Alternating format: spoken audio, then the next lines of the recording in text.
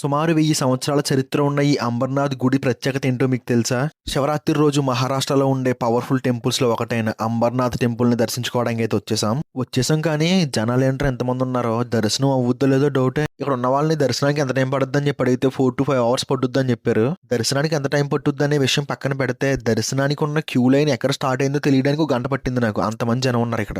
దర్శనానికి బాగా లేట్ అయిపోయేలా ఉందని బయట నుంచి దేవుడికి దండం పెట్టుకుని జాతరలోకి అయితే వచ్చేసాం. దర్శనానికి లైన్ 3-4 కిలోమీటర్స్ ఉంది. 4-5 అవర్స్ కాదు, 8-9 అవర్స్ పట్టినా సరే ఆశ్చర్యపోక్కర్లేదు. సుమారు 1000 సంవత్సరాల చరిత్ర ఉన్న ఈ అంబర్నాథ్ ఆలయం ప్రత్యేకత ఏంటంటే ప్రతి ఆలయానికి గర్భగుడి భూమికి పైన ఉంటే ఈ ఆలయానికి మాత్రం గర్భగుడి భూమి లోపల ఉంటుంది. ఇదే ఈ ఆలయం ప్రత్యేకత. ఒక 3 మంత్స్ బ్యాక్ అయితే మేము ఈ టెంపుల్ అయితే విజిట్ చేసాం. అప్పుడు ఫెస్టివల్ సీజన్ కాదు కాబట్టి ఇంత క్రౌడ్ లేదు, కొంచెం ఖాళీగానే ఉంది. ఈ మొత్తం ఆలయాన్ని ఒక నల్ల రాతిపై చెక్కారు. ఈ ఆలయం మీద హిందూ ధర్మ చరిత్ర శిల్పాల రూపాన చెక్కి ఉంటుంది. మన సైడ్ జాతరలో జీళ్ళు ఖర్జూరం అమ్మినట్టు ఇక్కడ ఏ స్వీట్లు అమ్మేస్తున్నారో కానీ ఏటో మనకు తెలియదు, చాలా డిఫరెంట్ గా ఉన్నాయి. మనకి ప్రసాదం లాగా పులిహార దద్దోజనం పెట్టినట్టు ఇక్కడ వేరుశెనగ గుళ్ళు బెల్లం ముక్క పెట్టేస్తున్నారు. సరే అని చెప్పి తీసుకున్నాం. కొంచెం ముందుకు వచ్చి చూస్తే ఇక్కడ రసగులు కూడా ప్రసాదంలా పెడుతున్నారు. సరే ప్రసాదమే కదా అని చెప్పి తీసుకున్నాం. జాతరలో జనాలు మాత్రం మామూలుగా లేరు బాబోయ్, అంతే. మన తాతగారిని చూడండి ఎలా ఉన్నారో. అంబర్నాథ్ గుడి కొంచెం ఖాళీ అయిన తర్వాత లాంగ్ వీడియో అయితే చేద్దాం ఫ్యూచర్ లో, గుర్తు చేయండి నాకు.